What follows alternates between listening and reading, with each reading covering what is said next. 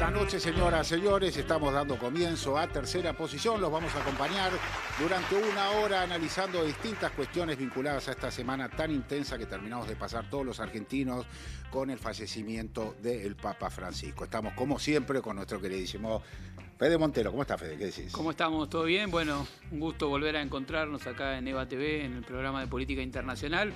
Esta temporada con la incorporación de Luciano Galende, que engalana la pantalla de EVA TV. Engalar barbaridades que está haciendo Europa también respecto de esta gran migración subsahariana y también del norte de África después de lo que fueron las primaveras árabes en toda la región del África del Norte a partir del año 2011. El primer viaje que hizo el Papa tuvo que ver con este tema, porque allí en Lampedusa, insisto, llegan gran cantidad de migrantes todos los días. Es un lugar que conocí en el año 2015 y pude ver efectivamente cómo hay gente que llega en condiciones destrozadas y hay otra gente que sencillamente se ahoga en el mar, en el Mediterráneo. Ahí Francisco dijo, el Mediterráneo pasó a ser un gran cementerio, es el gran cementerio de Europa, y no solamente en relación a la situación migratoria en Europa, sino a otras situaciones de migración, porque fue uno de los temas que tomó el Papa Francisco a lo largo de su papado. Ha dicho varias cosas, entre otras, una muy interesante, ya en el año 2021, esto es lo que vamos a ver es del 29 de diciembre del 2021. De hecho, la última intervención que tuvo Francisco sobre el tema migratorio fue con el vicepresidente de Estados Unidos, un día antes de morirse, en donde dijo, no puedo entender la crueldad que se está viendo en este momento con los migrantes. Y a propósito de esto, en el 2021 decía lo siguiente.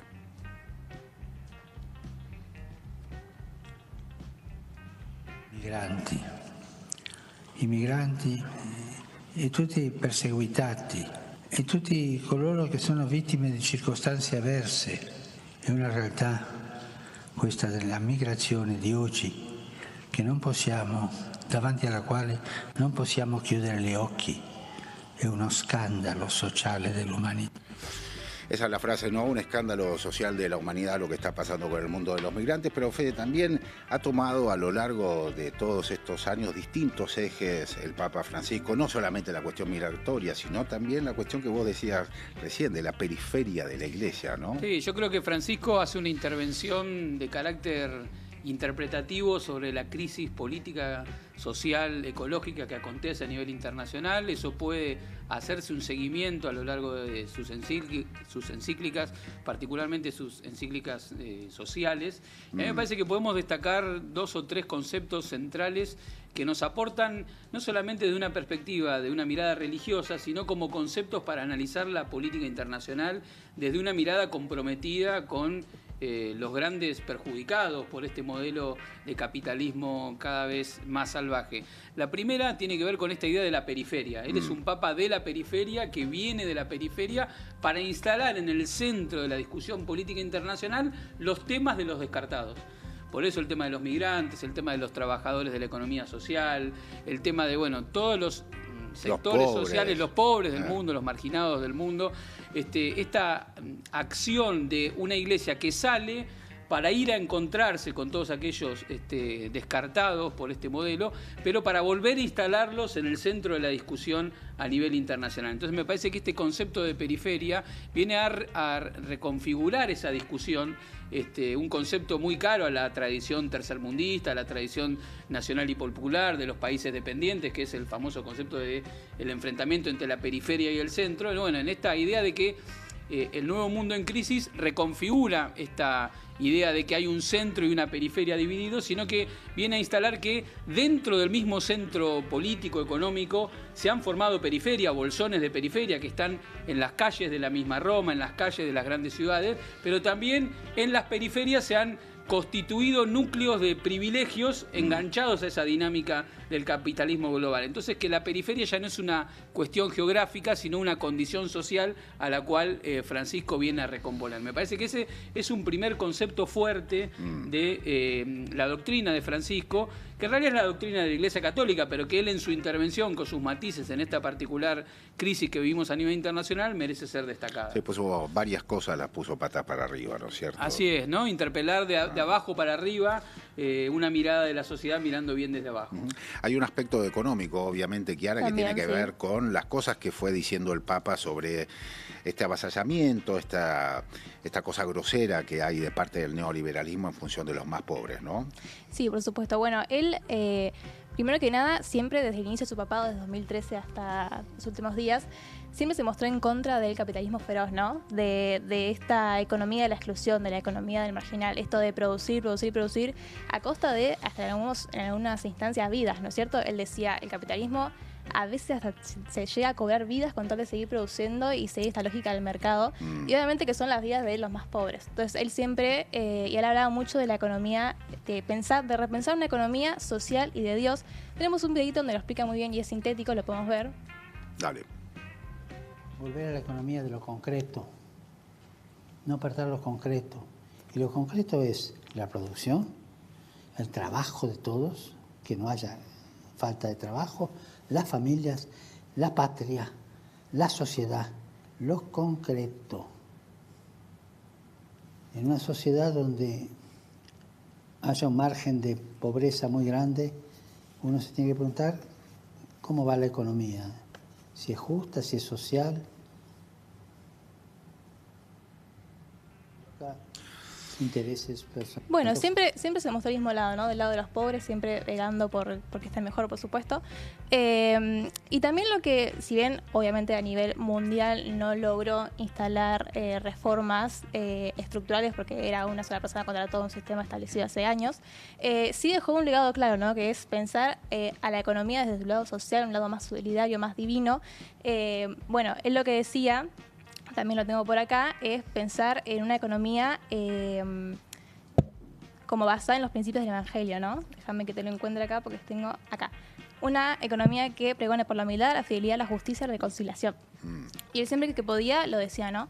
Y también lo que intentó hacer un poco es, cuando asumió en el Vaticano, él asume con todo este quilombo, Benedicto XVI se va, un poco, estaba grande, tenía 85 años, pero también se da un poco por todos estos quilombos que tenía, ¿no? Tenía quilombos de corrupción, de abuso, pero también económicos. Y él llega a poner orden y dice, che, mira, acá, bueno, primero lo que hizo es reforzó el control en el Banco del Vaticano. Dio de bajas como 5.000 cuentas que tienen irregularidades, creó la Secretaría de Economía en 2014 y llevó adelante toda una serie de cambios que hay que ver ahora si lo siguen, ¿no? Si ese legado perdura. Porque en el Vaticano sí logró instalar esa serie de cambios. Hay que ver si el próximo Papa las continúa.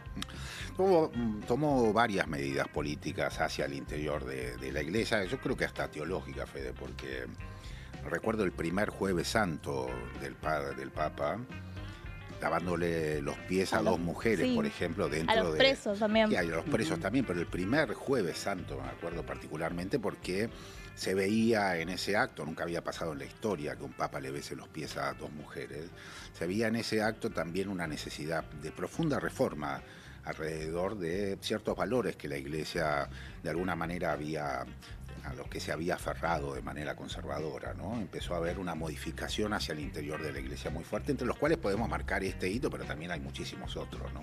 Sí, totalmente. Yo lo que creo es que la Iglesia no es que va pegando volantazos, sino que va generando matices o movimientos de ida y vuelta entre la apertura y luego la consolidación de una matriz doctrinaria. Claramente a Francisco, si hacemos su recorrido en términos ideológicos y doctrinarios desde sus comienzos como diácono hasta llegar a ser papa, podemos encontrarle un camino que es el camino de la teología del pueblo, que es una formulación, si se quiere, argentina, criolla, de un conjunto de preceptos basados en el magisterio social de la Iglesia, y que en ese marco de discusión y de desarrollo siempre estuvo muy, muy marcado por esta vocación de ir para afuera de la Iglesia. Y creo que ahí podemos encontrar la razón por la cual se veía con tanta claridad este contraste respecto de los gestos que él hacía. Algunos quieren interpretarlo ideológicamente, ¿no? En términos de izquierda o de derecha. Me parece que dentro del mundo de la Iglesia Católica no sería la forma más adecuada, sino que me parece que sí se puede interpretar más en términos de apertura, en términos de ir a buscar de una iglesia de puertas abiertas, para enfrentarse con una realidad concreta, como él decía, ¿no? Que la realidad es más fuerte que la idea, que tiene sus contradicciones y, en todo caso, ver cómo la Iglesia puede alojar en su seno esas contradicciones sin ser indiferente frente a las desigualdades que estas contradicciones suponen, sino denunciándolas e invitando a que esos pueblos se pongan en marcha en función de una transformación, devolviéndole también la capacidad de acción política a los sectores populares. Me parece que el tema de la política y el tema de la apertura son elementos centrales en la interpelación que hace Francisco al pueblo de la Iglesia. Bueno, sobre justamente la política, que fue uno de los ejes, sin duda, del papado en 12 años, la geopolítica, porque fue un papa que viajó por todo el mundo, atendió distintos problemas, trabajó el ecumenismo, o sea, la integración de distintas religiones, el Islam, estuvo en Singapur, en distintos lugares del mundo. Y la verdad es que pareciera ser que el punto geopolítico, los problemas de todo el planeta, ocuparon un lugar especial en el papado de Francisco. Una de las cosas que pasó, tal vez el único gesto político que hubo, gesto político en el sentido más concreto de la palabra, o geopolítico que hubo durante los funerales, tuvo que ver con esta foto que vamos a ver, que es la reunión que tuvo el presidente Donald Trump con el presidente de Ucrania, Zelensky, en donde, como sabemos nosotros, y sabemos todo, hubo de parte de Estados Unidos una intervención muy importante en estos últimos 3 años en ese conflicto. Hubo también de parte del Papa y del Vaticano una intervención muy importante en ese conflicto, y pareciera ser que esta escena que estamos viendo, que son 2 presidentes sentados en unas sillitas en un medio de un palacio típico de los que hay dentro del Vaticano, se pusieron a conversar sobre la posibilidad de una salida a la paz, que eso es lo que está pidiendo el Vaticano desde hace mucho tiempo, y me parece que es una de las claves, el conflicto de Ucrania, que conlleva una conflictividad con toda Europa, por supuesto, y además una conflictividad con Rusia. Son 2 elementos muy importantes de la geopolítica occidental en este momento. Sí, yo creo que esa foto hay que verla en la secuencia, en la continuidad de la foto anterior de Donald Trump y el propio Zelensky, claro, en la Casa Blanca, en el Salón Oval, donde ¿no? vimos claro. Cómo era sometido a una interpelación fuerte Zelensky por parte tanto de Trump como de su vicepresidente, y esta es la continuidad en el marco de el cobijo de la Iglesia Católica, en el marco de lo que había sido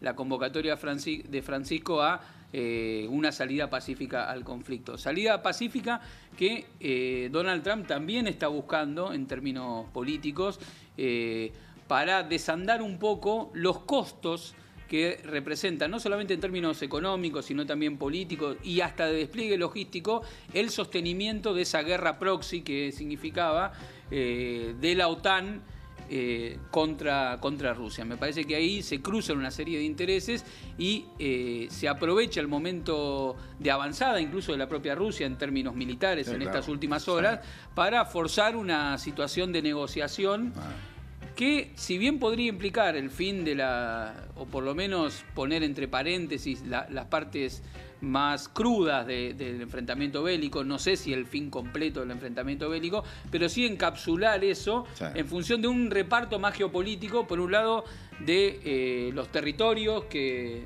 Rusia reclama para sí, que han participado de votaciones para autodeterminarse y su vocación de unirse a la Federación Rusa, por otro lado preservar para Ucrania ciertos niveles de autosuficiencia, y Estados Unidos con una fuerte presencia y control sobre bienes materiales y sobre todo tierras raras que son estratégicas para el desarrollo de la tecnología que plantea Estados Unidos. Eso es lo que va a intentar Donald Trump. ¿Qué tanto es compatible eso para una salida pactada y pacífica? Está por verse en las próximas horas, pero todo esto bajo el cobijo del diálogo que propuso en vida el Papa Francisco. Bueno, de hecho, tal vez la noticia importante que tiene que ver con el fin de semana, a lo mejor relacionado con la situación que se estuvo viviendo en el Vaticano, es que Rusia terminó finalmente con la invasión de parte de Ucrania de territorios rusos. Estamos hablando de la provincia de Kursk, una provincia muy importante, fronteriza con Ucrania, que había sido invadida hace 8 meses por parte del ejército ucraniano, y que durante el fin de semana finalmente esa invasión fue terminada. Eso al margen de la extensión de los límites de la guerra en la región del Donbass, en el este de Ucrania. Lo concreto es que la invasión que estaba llevando adelante Ucrania en Rusia, eso no había pasado hace muchos años, que hayan invadido territorio ruso, por ahora está terminado y a lo mejor tiene algo que ver con todo este movimiento diplomático que está habiendo también alrededor de la muerte del Papa Francisco, ¿no? Sí, por supuesto, queda ver, como decíamos recién, en los hechos qué legado deja Francisco, ¿no? Porque él postuló muchas cosas en términos de justicia social, justicia ambiental, en términos de paz. Bueno, hasta su última aparición el día de Pascua se pregonó por la paz. También se postuló porque le preocupaba el antisemitismo, la creciente de antisemitismo. Hay que ver que todo eso perdura en la sociedad y cómo se manejan los líderes a partir de ahora. Porque ya tenemos fecha de cónclave, chicos, que es creo que el 7 de mayo, ¿no? 7 de mayo, sí, ya está. Hay que ver qué pasa ahí. Hay varios picándose en punta. Después vamos a retomar un poco el tema de lo que va a ser el cónclave. Nos va a llevar un buen tiempo. Esto no se resuelve de un día para el otro. Recién a partir del 7 están recién los cardenales instalándose en Santa Marta, distribuyéndose las habitaciones y demás, para por supuesto, empezar a hacer funcionar el cónclave a partir del 7 de mayo. Estaba pensando en relación a lo que les contaba sobre las migraciones, no solamente subsaharianas y norafricanas, sino también, sobre todo en los últimos años, de Medio Oriente. Imagínense que la migración siria hacia Europa fue de alrededor de 8 millones de personas. También hay que pensar en Afganistán, en Pakistán. Es decir, hay una serie de países de Medio Oriente que produjeron este fenómeno migratorio tan importante sobre Europa, ¿no? Que ocupó parte importante de la agenda del Papa. Sí, hay que decir que esas migraciones no son el resultado de una ola que sale de un repollo, sino que son el resultado justamente de la intervención de las potencias europeas en Medio Oriente y en el norte de África, que destruyeron la estatalidad de muchos de esos países, porque al destruir la estatalidad siria, en lo que fue el enfrentamiento en su momento entre el ISIS, Rusia por un lado, Estados Unidos por otro, destruir la estatalidad libia, recordamos lo que fue el asesinato de Gaddafi, claro. La destrucción de la estatalidad iraquí en las dos guerras del Golfo, las llamadas guerras del Golfo Pérsico, la primera en el 91 y después en el 2003 por parte de Bush padre y Bush hijo. Toda esa política de destrucción de la estatalidad construida desde mediados del siglo XX con lo que fueron los procesos de descolonización, la construcción de la matriz panarabista, la destrucción de eso por parte de la incidencia de las potencias occidentales por un lado y el surgimiento de estos movimientos islámicos por otro, están en el fondo de la cuestión migratoria. Y eso era parte de lo que también planteaba el Papa, porque el Papa no hacía simplemente una posición humanitaria en relación al problema migratorio, sino que lo planteaba como un problema de origen político y que tenía como necesaria solución una salida política. Y ahí interpelaba a los líderes europeos. Exactamente. Es que me quedé pensando una anécdota breve, aunque sea, que tiene que ver con lo que pasaba en el Mediterráneo y las zonas más comprometidas que mayor cantidad de migrantes reciben en estas espantosas condiciones. Son zonas muy turísticas, porque muchas islas griegas, muchas islas turcas que pertenecen al mar Egeo, una zona muy bella, de grandes acantilados, etc. Empezó a generar, entre otras cosas, una caída del turismo, porque una de las cosas que ocurría frente a esta situación generó eso, que la gente deje de ir a turistear estos lugares, entre otras cosas porque estaba la sospecha, y esto fue lo que recogí cuando estuve en esa zona, porque estuve en Grecia, en Lampedusa, en Melilla, trabajando sobre estos temas, Melilla en Marruecos también, en el norte de África.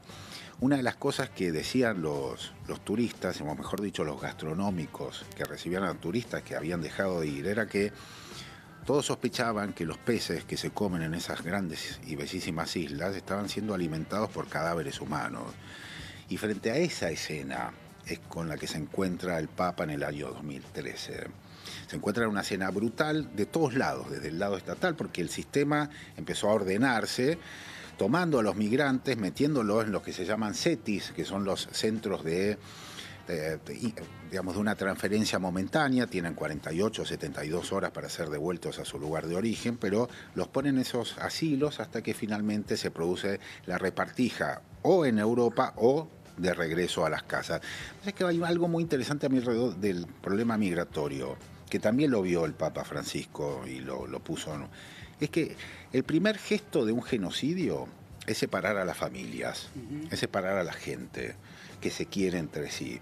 Y la lógica y la política europea sobre la migración fue esa, fue separar a las familias. Y de esa manera, cuando alguien se siente solo, desvalido, sin poder hablar el idioma, sin entender la comida, sin saber de qué se trata la moneda que está utilizando, y demás, lo que quiere hacer es volverse a su casa, aunque sea la nada el lugar. Y ahí me parece que es uno de los puntos interesantes que rescató este Papa, que sin duda ha sido un gran humanista y va a dejar una huella muy profunda en la historia de la Iglesia y además en la historia de la humanidad. Porque, insisto, como hablábamos al principio, pareciera que durante unos 5 o 6 días la humanidad dejó de lado las crueldades y empezó a comportarse un poco más humanista. Vamos a hacer un corte y en un ratito volvemos.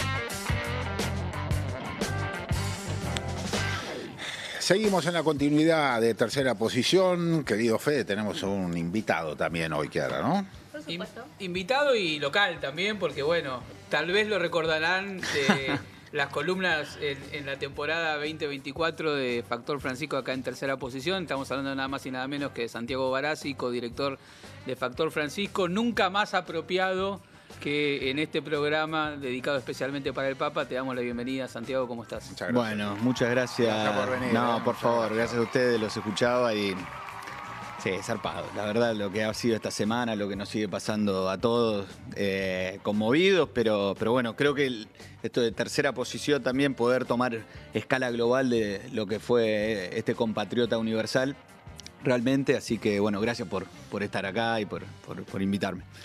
Santiago, digamos, tiene un largo recorrido en relación a pensar y militar las ideas y la práctica del Papa Francisco, que va desde su tierna juventud. Y ahí la producción nos acercó una foto de Santiago Barassi que queremos poner al aire, creo que por primera vez en los archivos secretos de Tercera Posición, de un joven está Santiago Barassi por delante.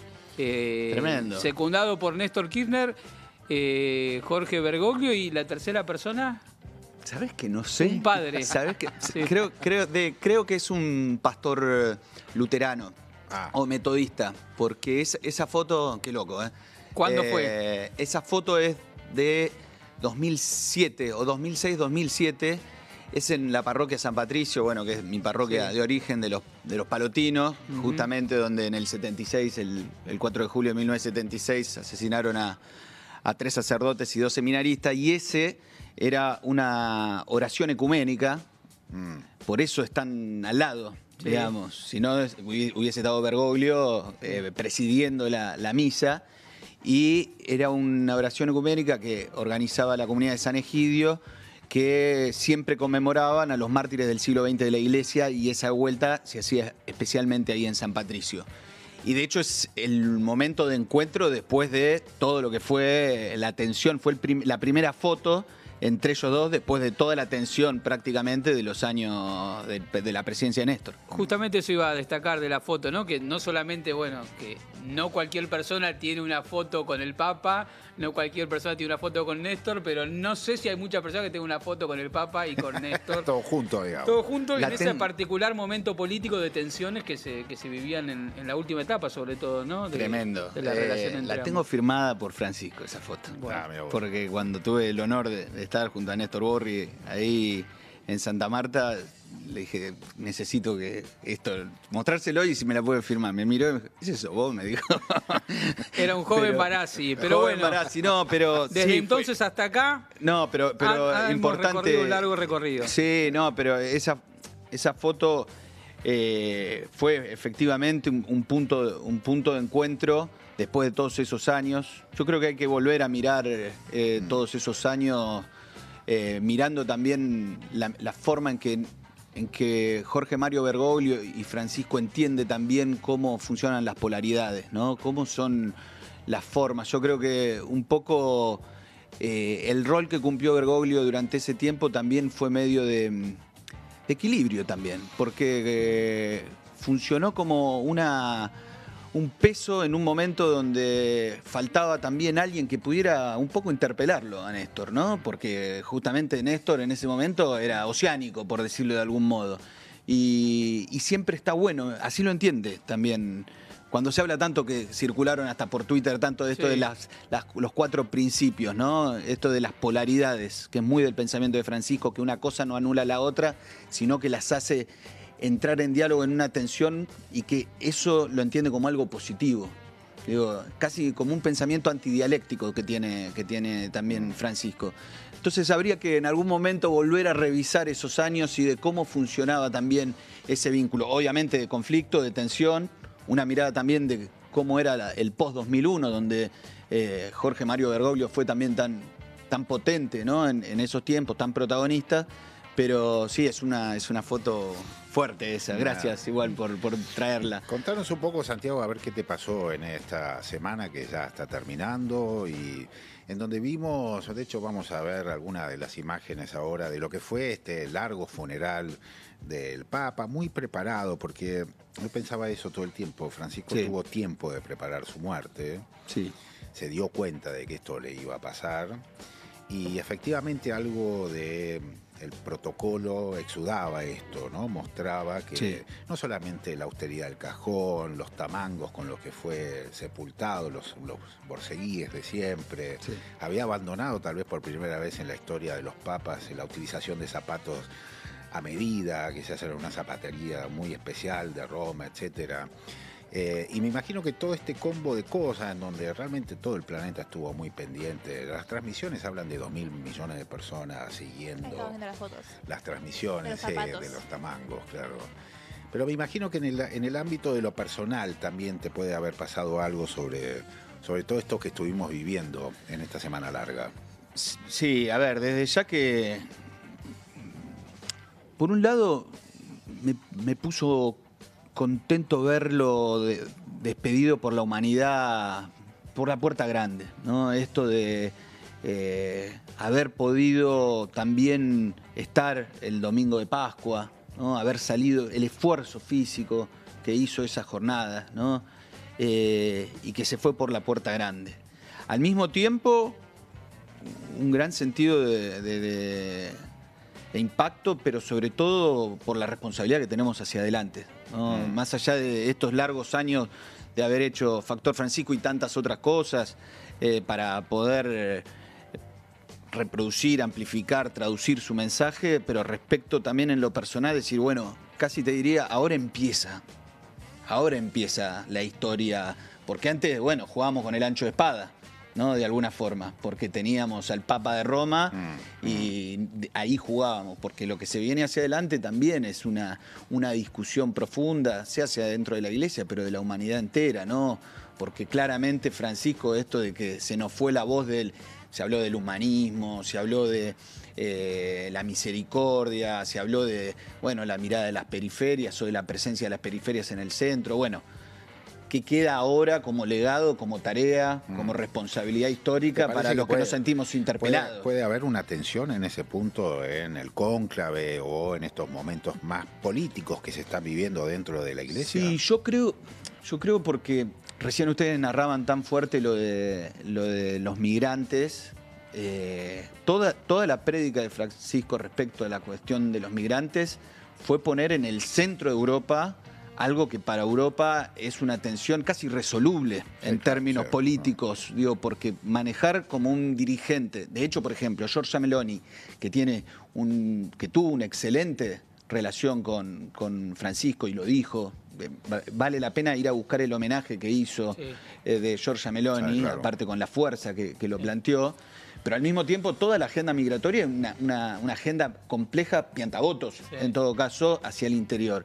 Y parte de la discusión que yo creo que queda planteada ahora en el cónclave, más allá de, porque se plantea esto, conservadores o progresistas, izquierda, derecha, para mí va más a una discusión respecto a cuál es el rol que va a tener la Iglesia Católica en la crisis de Europa y en todo caso en la discusión respecto a Occidente.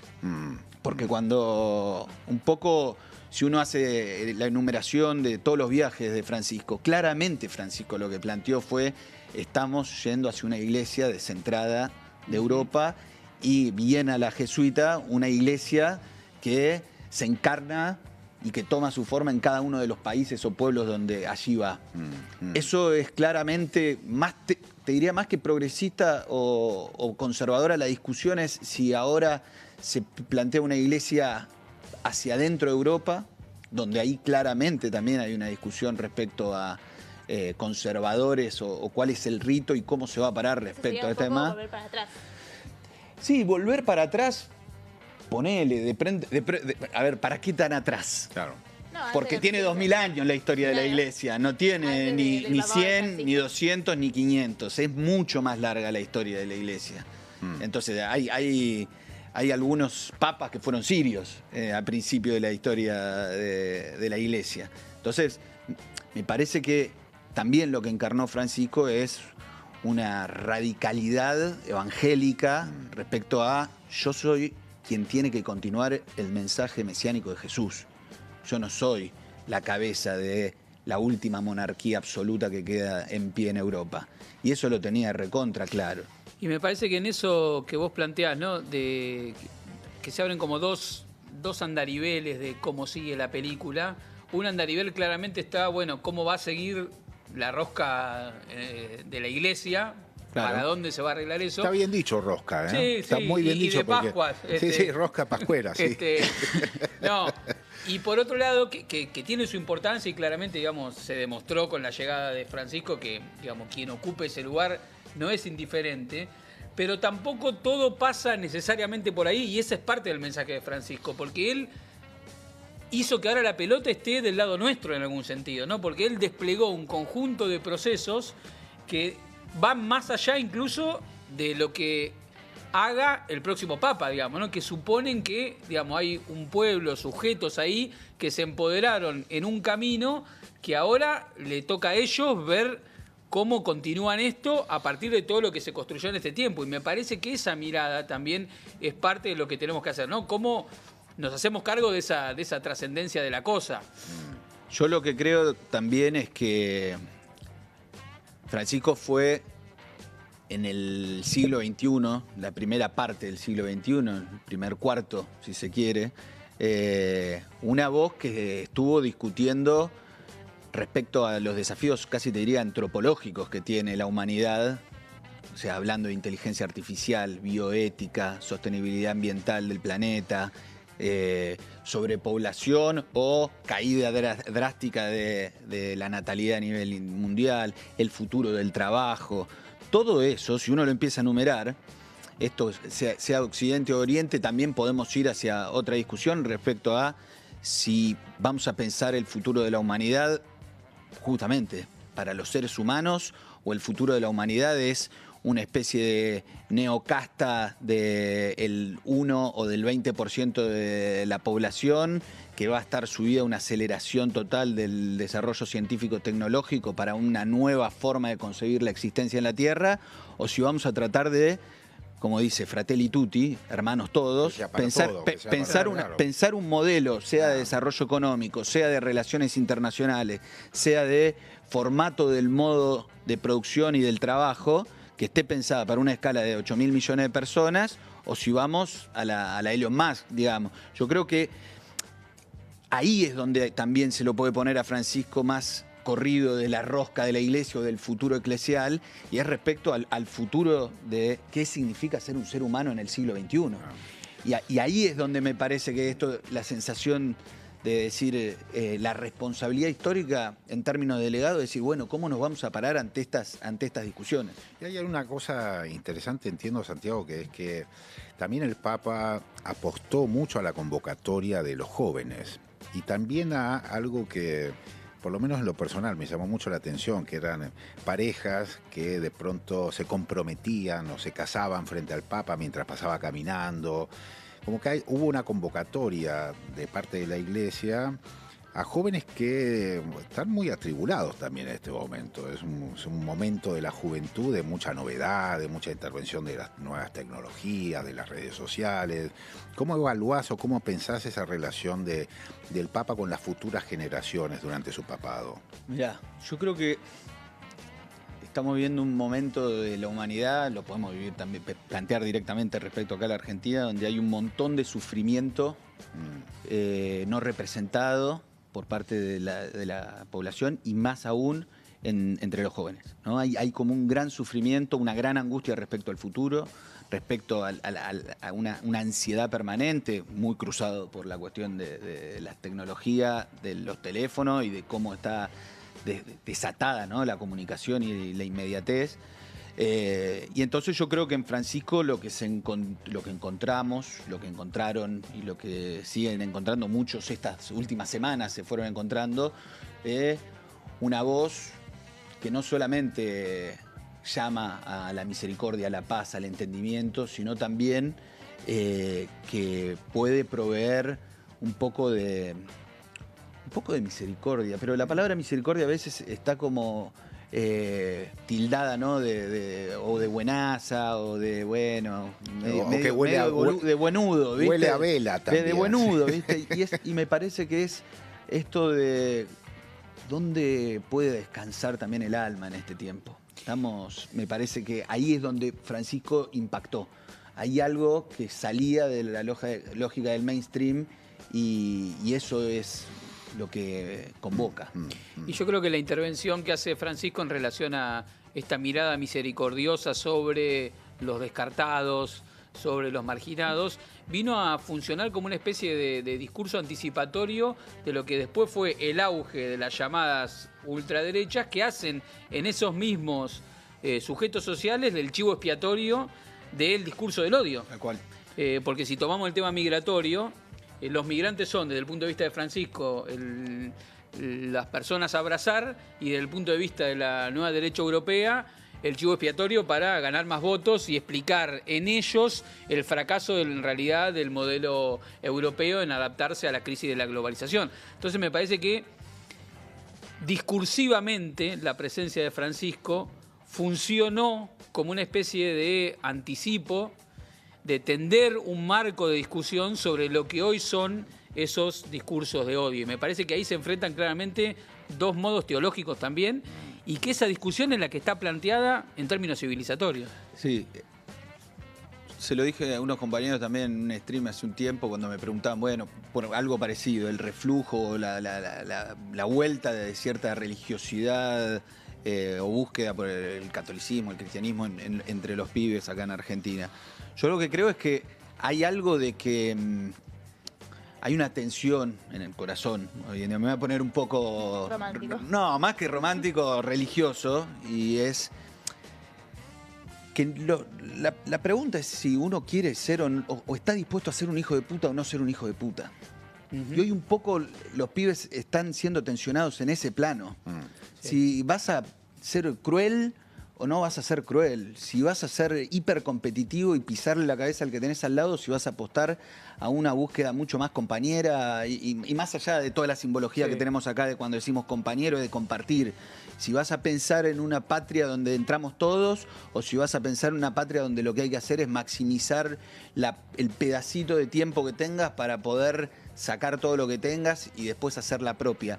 Entonces, yo creo que es parte de esto. Podemos pensarlo en la hiperrosca eclesial, podemos pensarlo en la geopolítica global o en esto del desarrollo científico-tecnológico, pero eso se traslada a una cuestión muy personal, donde están bombardeados los pibes y donde Francisco funciona como una voz que te dice, mirá, hay otra forma de poder encarar la humanidad, el futuro de la humanidad y tu futuro dentro de eso.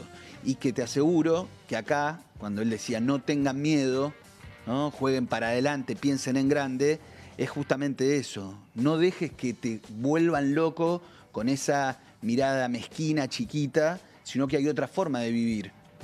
Y eso lo están viviendo los pibes, lo vimos todo en cualquier momento de la vida, pero los pibes están muy aturdidos en ese plano. Un asedio espantoso. Es un asedio, exactamente.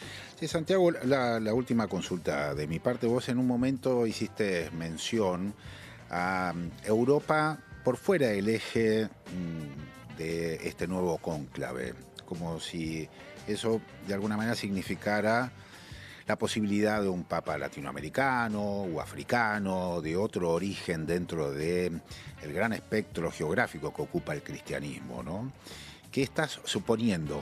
Porque estamos todos orejeando cartas. Me imagino que en este momento los 130 y algo de cardenales deben estar en lo suyo. Sí, pero estamos todos con mucha expectativa respecto de cómo va a ser el cónclave y la elección del nuevo papa, y me interesaría ahí una reflexión de tu parte. No, yo insisto que para mí, más allá de progresista conservador, que eso va a estar ahí dando vuelta, creo que va a haber una discusión fuerte respecto al tema de papa europeo o no europeo. Okay. Sobre todo pensando en que, también en función de los últimos movimientos geopolíticos, sobre todo la última elección en Estados Unidos, la llegada de Donald Trump, Europa queda en una situación como muy expectante y muy frágil también, ¿no? Sobre todo por el acuerdo ya inminente que parece respecto a la situación de Ucrania. Entonces, ahí me parece que en el caso de que haya un papa, por ejemplo, ¿no? El más nombrado es el filipino, Tagle. Sí. Sería impresionante, porque estaríamos hablando de una radicalización de lo que significó Francisco, porque Francisco en definitiva era un papa sudamericano, pero ítalo-argentino, claro, para decirlo de alguna forma, ¿no? Esto sería un asiático. Esto ya significaría un asiático, obviamente, de un país mayoritariamente católico, claro, claramente católico como es Filipinas, pero de sureste asiático ya hiper radicalizado, porque sería una continuidad pastoral con una continuidad extremada de esta situación de las periferias yendo al centro de la iglesia. Okay. Entonces, si ese es el escenario, estamos hablando de que efectivamente la iglesia apuesta no solamente en términos pastorales, sino de cómo está imaginando su mapa a nivel global. Si vos me decís, lo veo complicado o me parece difícil de que eso termine fraguando así. No significa que no me entusiasme también, claro. Esa idea. Sí creo que un escenario más posible es que haya más una continuidad pastoral en línea con lo que es el pensamiento y Francisco, pero con una figura, yo creo que un italiano. ¿Qué sería eso? Como eso sí sería un regreso después de 50 años a una tradición, porque el 90% de los papas, claro, de la historia han sido italianos, de volver, si se quiere, a Occidente, a Europa y a Italia el papado, pero que vaya en línea con esta mirada de Francisco. Bueno, ahí está el otro, Parolin, ¿no? Que es el secretario, era el secretario de Estado. Yo deslicé en algún momento Zuppi, que claro, es el romano, que tiene una cara de papa, si lo ponen, si lo buscan, pongan Zuppi, es el presidente de la Conferencia Episcopal Italiana, romano, Pero sería, sí, dentro de los italianos es como...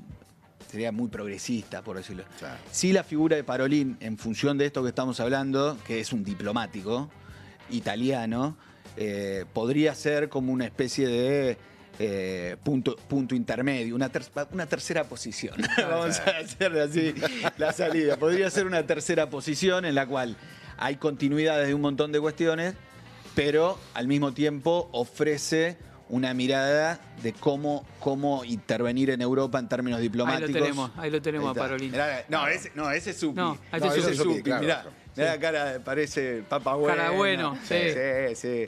Pero este es Supi. Este es Supi. Supi es que es el presidente del episcopado. El episcopado, y aparte es romano. Claro, es claro. nacido en Roma, es de la comunidad de San Egidio, esto que contaba. La comunidad de San Egidio tiene un trabajo histórico también en África. En los años 80, junto con quien era Andrea Riccardi, es como el fundador, que es laico de San Egidio. Es un movimiento que nace en Italia como respuesta al Mayo francés. Es un movimiento de estudiantes romanos que como que hacen una recepción del Mayo francés a la romana y a la católica, y que se van a misionar a África y después terminan siendo protagonistas en la paz de Mozambique. Protagonistas totales, producto de todo ese camino. Y así han venido creciendo mucho, y bueno, pueden clavar un papa también los muchachos, pero si vos me decís, hoy si tengo que jugar, Parolin, digo que puede ser. Ahí está la foto de Parolin. Ahí lo tenemos. Exacto. Bueno. Va a ser un momento súper interesante, el momento histórico, ¿no? Estamos todos muy atentos. Va a ser probablemente un cónclave largo, no lo sabemos, pero da toda la sensación. Aunque también, sigo con consultas, ¿no? Pero el Papa hizo una modificación muy importante respecto del colegio cardenalicio. O sea, la cantidad de cardenales, el nombramiento de nuevos cardenales. Hubo como 12 años en los cuales se pudo rediseñar de alguna manera la importancia y la característica ideológica, no sé cómo llamarlo, el perfil que tiene el colegio cardenalicio, ¿no? Sí, esto lo dice siempre Eduardo Valdés, ¿no? Que hay dos tipos de cardenales, son los que los con tierra y sin tierra, digamos. Los con tierra en realidad son los que vienen. Jorge Mario Bergoglio era un cardenal con tierra, él era el arzobispo de la ciudad de Buenos Aires, ¿no? En su momento catedral primada. Y después están los cardenales, que son en realidad, la mayoría históricamente, de la rosca. Claro. Que son más los que estaban en la curia romana. Si hay algo que le ha impreso Francisco, además de descentralizar y a esto que hablábamos de su gran movimiento de recorrer otras latitudes e ir a los extremos, si se quiere, visto desde Roma, de la periferia, también ha nombrado y ha cambiado mucho la composición en ese sentido, entre lo que era... En el territorio. En el territorio, pero a su vez, por ejemplo, que es una de las cosas que ha pasado, que fue un escándalo, por ejemplo, creo que en vez de nombrar al cardenal de Milán, o sea, al arzobispo de Milán como cardenal, nombró al de Bérgamo, que es la localidad que está al lado, que es una diócesis mucho más chiquita, y entonces también incluso internamente, ha trastocado bastante eso. Entonces, leía una nota de Elisabetta Piqué en La Nación el otro día que decía, uno de los problemas que tienen, dicen, y por eso se cree que va a ser un cónclave largo, es que no se conocen entre ellos mucho. Cuando antes, históricamente, el colegio cardenalicio, como el 60% eran italianos o estaban en Europa, se conocían mucho más. Entonces, lo planteaban como un problema, pero al mismo tiempo, digo, claro, acá va a haber una discusión profunda respecto al futuro de la Iglesia también en estos términos. Yo te quería hacer una consulta, un comentario, a ver cómo lo ves, la continuidad de la Iglesia argentina, porque bueno, además de ser el Papa, Bergoglio fue el jefe de la Iglesia argentina y metió también su impronta en relación a esto. Tenemos por delante una continuidad de la Iglesia argentina en el legado de Bergoglio, en un contexto particular de la Argentina, en una situación particular, con un presidente. Digamos, el otro día me reía con unos amigos brasileños porque decía, bueno, finalmente la interna teológica a nivel internacional se dirime entre dos argentinos, ¿no? Que tiene el Papa Francisco, el representante de una teología solidaria, popular y demás, y Sí, la voz de la justicia social a nivel Milei, global, digamos. que es la contraparte de eso. Él autopercibido, ¿no? Francisco lo era realmente, Sí. y el otro quiere ser el portavoz autopercibido de otro modelo societal. Bueno, ¿cómo lo ves en la continuidad de la Iglesia Argentina? Si es que se puede decir algo. No, a ver, la Iglesia Argentina tiene por delante a ver, por primera vez, bien lo decía, es como que ahora la Iglesia Argentina se va a tener que volver a mirar sin tener a la referencia en Roma, digamos, ¿no? Ujú. Entonces, y dentro de eso también ha sido como muy significativo, quizás lo más emblemático, lo de Gustavo Carrara, Claro. como arzobispo de La Plata, ¿no? Eso es como un cambio diametral.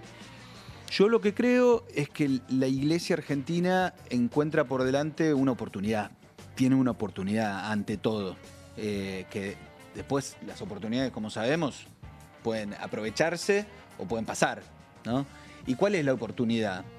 Que me parece que por delante hay un trabajo de construcción de comunidad en la Argentina y de rearticular un poco los actores, pero sobre todo la vida cotidiana de la gente, que está como muy... Está muy rota, ¿no? El tejido social es una cosa así medio de sociólogo del siglo XX, ¿no? Tejido social, pero... De mitad del siglo XX. Exacto, exactamente.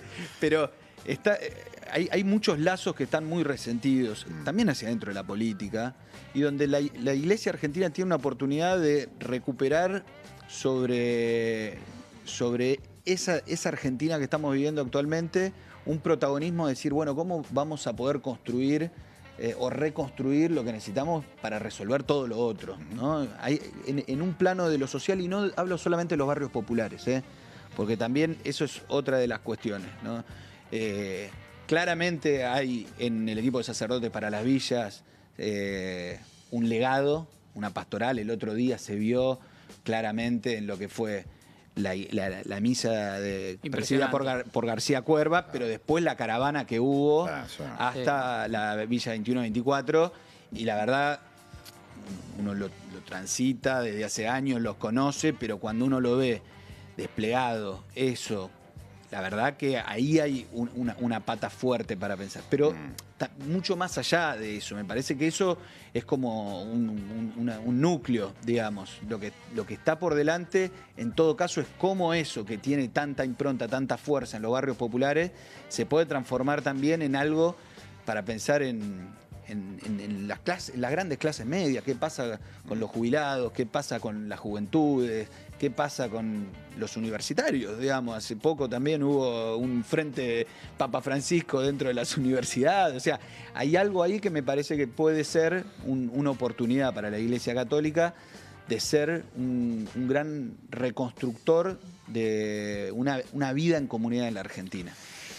Santiago, muchísimas gracias, viejo. Te agradecemos mucho tu tiempo, tus palabras. Por supuesto, quedaremos en contacto. Es un tema delicadísimo y amplísimo el momento histórico en el que estamos todos los argentinos, argentinas, más allá de lo que le pasa al mundo, pero por supuesto nos quedan unos meses por delante de mucho desconcierto, mucha expectativa, y a ver cómo se juega el cónclave en relación a todo esto. En principio arranca el 7 de mayo, vamos a ver cuánto dura.